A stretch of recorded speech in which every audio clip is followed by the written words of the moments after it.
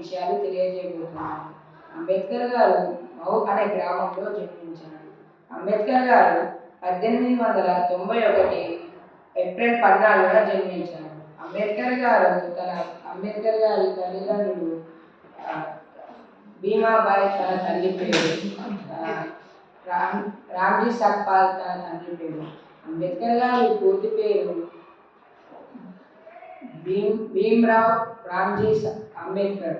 అంబేద్కర్ గారు తన చిన్న వయసులో ఉండగా ఎన్నో ఎదిరింపులు మరియు అడ్డంకాలు ఎదుర్కొంటారు. ఇలాగా అంటే తన చిన్న వయసులో తన తన కులం ఏంటంటే మహర్స్.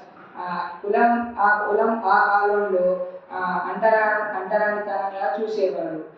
అంబేద్కర్ గారు కూడా అదే కులం కాబట్టి తనని అలాగే చూసేవారు, అంటరానివాడిగా.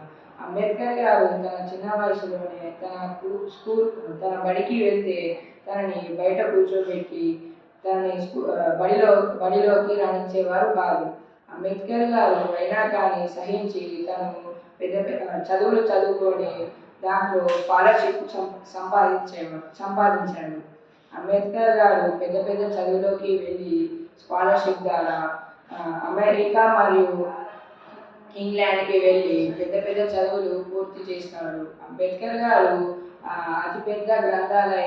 ప్రపంచంలోనే అతిపెద్ద గ్రంథాలయాన్ని దాంట్లో ఉండే పుస్తకాలన్నీ పూర్తి చేస్తాడు. అంబేద్కర్ గారు తను మళ్ళీ ఇండియాకి వచ్చి తను ఒక ముసాయిదా సంఘ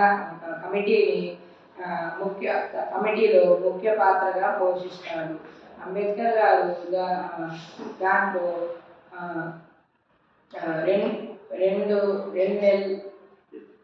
రెండు సంవత్సరాల 11 నెలల 18 రోజుల పాటు భారత రాజ్యాంగాన్ని రాస్తాడు.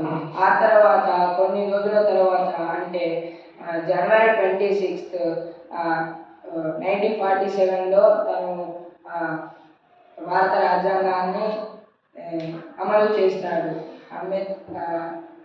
అంబేద్కర్ గారి మొదటి భార్య పేరు రమాబాయి అంబేద్కర్. అంబేద్కర్ గారు రెండో పెళ్లి చేసుకుంటాడు.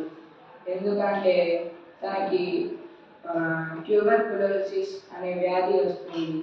దానివల్ల తను